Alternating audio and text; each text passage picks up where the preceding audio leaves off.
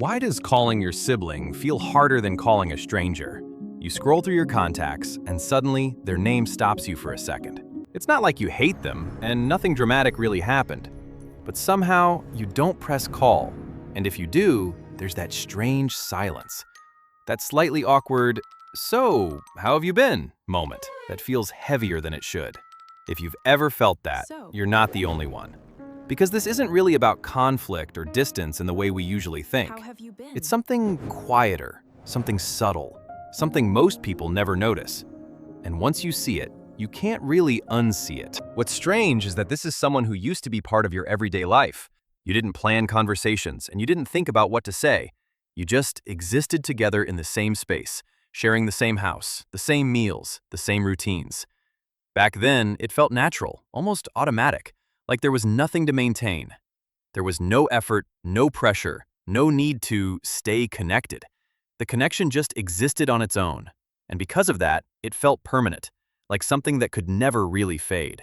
But now, something about it feels different, and you can't quite explain why. So what actually changed? Did you just drift apart over time like people say? Or is there something deeper happening under the surface? Psychology gives us a simple but powerful clue. Your brain tends to like what it sees often, not because it's special, but because it's familiar. And familiar feels safe, predictable, and easy to process. When you see someone every day, your brain stops questioning the connection. It doesn't analyze it. It doesn't doubt it. It just accepts it. It quietly labels that person as part of your world.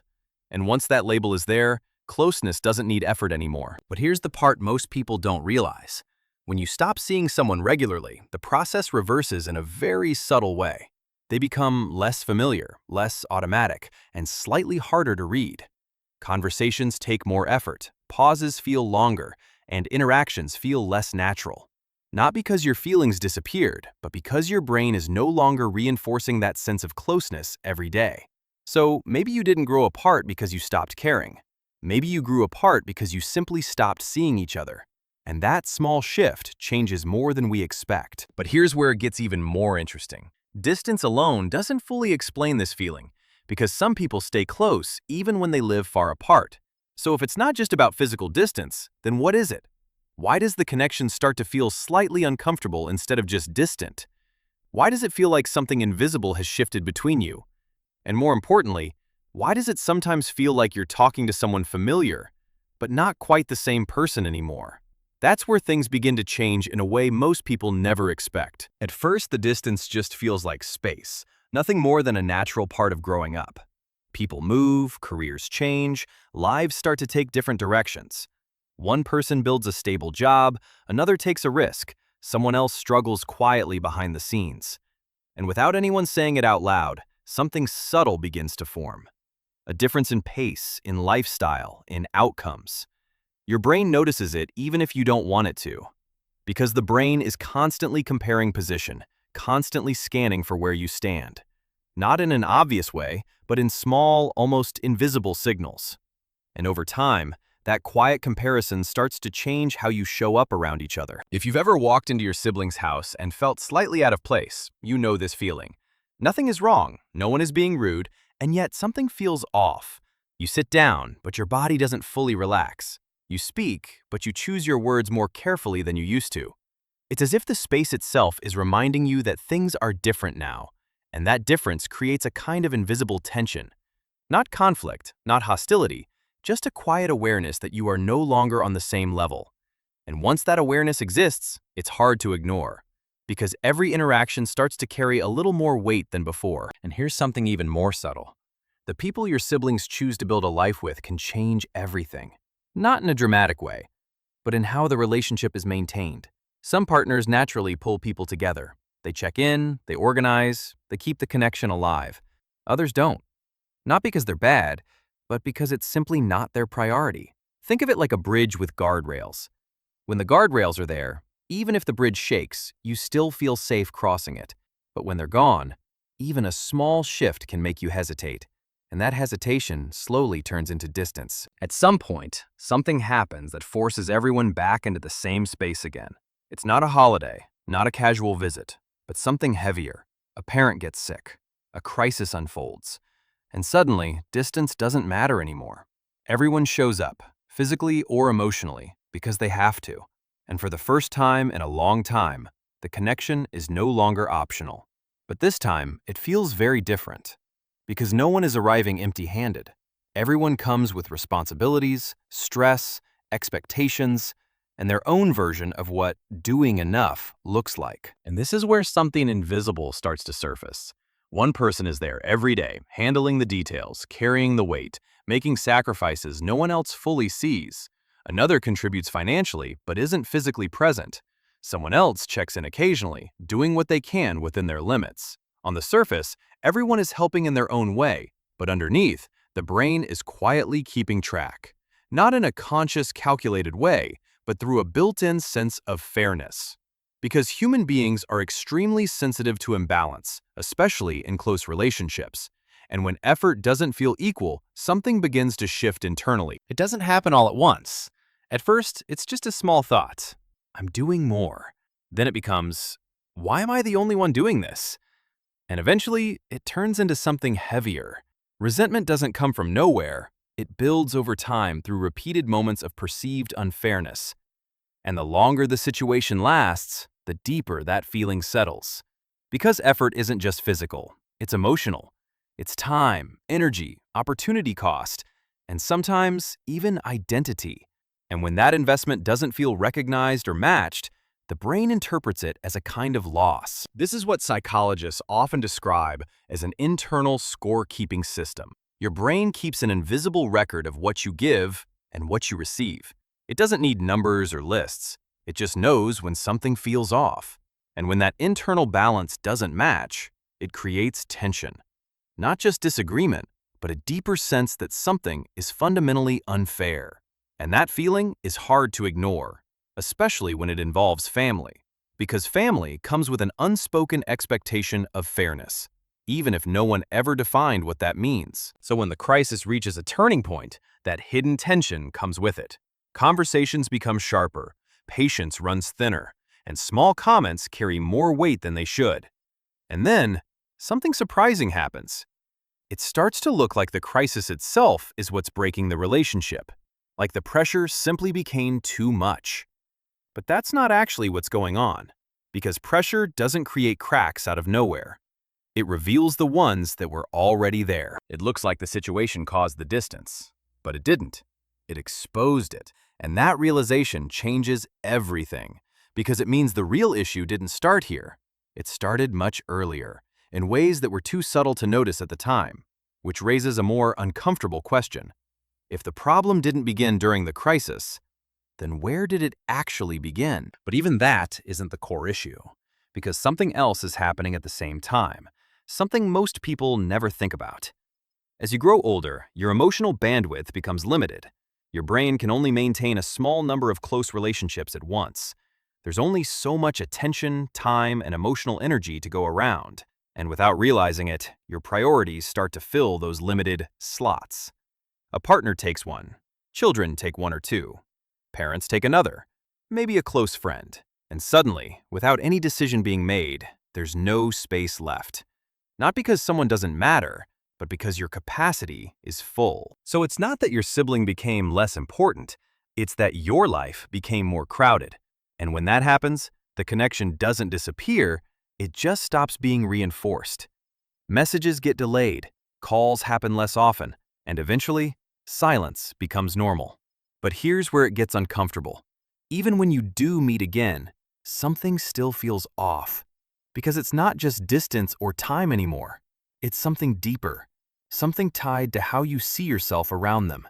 And that's where the real shift begins. You can be confident, capable, even successful in your own life. You might lead teams, make decisions, handle pressure without hesitation. But the moment you're around your sibling, something changes. You become quieter, more careful, or maybe slightly defensive without knowing why. It's like stepping into an old version of yourself that you thought you outgrew. The dynamic hasn't fully updated, even though you have. And your brain automatically slips back into familiar roles. Not because it makes sense now, but because it was learned early and repeated often. So you're not just meeting them as the person you are today, you're meeting them as the person you used to be around them.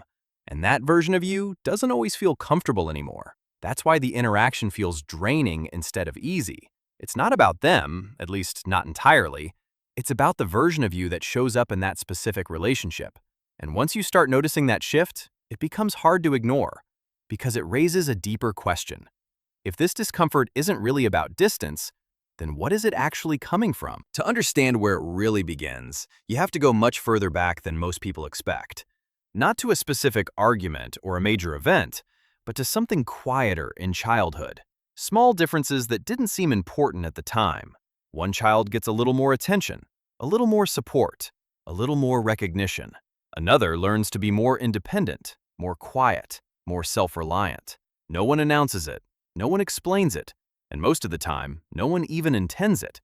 But the brain notices patterns long before we have the words to describe them. If you've ever had a moment where you felt like you mattered less, even slightly, this part might feel familiar. Because the brain doesn't just store memories, it builds beliefs from repeated experiences. And one of the strongest beliefs it forms early on is about value. Am I important or am I secondary? Do I get support or do I figure things out alone? These questions don't show up as thoughts when you're young, they show up as patterns. And over time, those patterns become expectations. Expectations about how others will treat you and what you should expect in return. This is where it becomes deeper than personality or communication style. Because once the brain forms a belief like, I matter less, it doesn't just stay in the past. It keeps running in the background, influencing how you interpret situations in the present.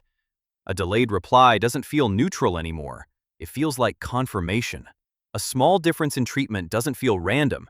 It feels intentional. Even when nothing unfair is actually happening, the brain fills in the gaps based on old patterns. Not because it's irrational, but because it's trying to stay consistent with what it learned early on. So you're not just reacting to what's happening now. You're reacting to something that never fully healed. And that's why certain interactions feel heavier than they logically should, because they're connected to something deeper than the moment itself. This is also why siblings can hurt more than anyone else. With strangers, there's no expectation. You don't assume they will understand you, support you, or prioritize you. And because there's no expectation, there's very little room for disappointment. But with siblings, the expectation is built in. You expect them to understand without explanation. You expect them to be on your side without question. You expect a level of connection that doesn't need to be negotiated. And when that expectation isn't met, it doesn't feel like a small gap. It feels like something much bigger. It feels like betrayal, even if no one intended to hurt anyone, because the gap between expectation and reality becomes too large to ignore. And the brain doesn't process that gap as a simple misunderstanding. It processes it as something emotionally significant. Over time, this creates a very specific kind of loss. Not a clear ending, not a clean break, but something more ambiguous. The person is still there, still alive, still part of your life in some way. But the relationship doesn't feel the same anymore. It feels distant, fragile, or even absent. And that creates confusion because your brain doesn't know how to categorize it. It's not a full loss, but it's not fully intact either. And that kind of in-between state is difficult to process, so it lingers. That's why these relationships stay in your mind longer than others, because they were never clearly resolved. There was no moment where everything ended, no closure that allowed you to move on completely. Just a slow shift over time, until something that once felt natural now feels uncertain.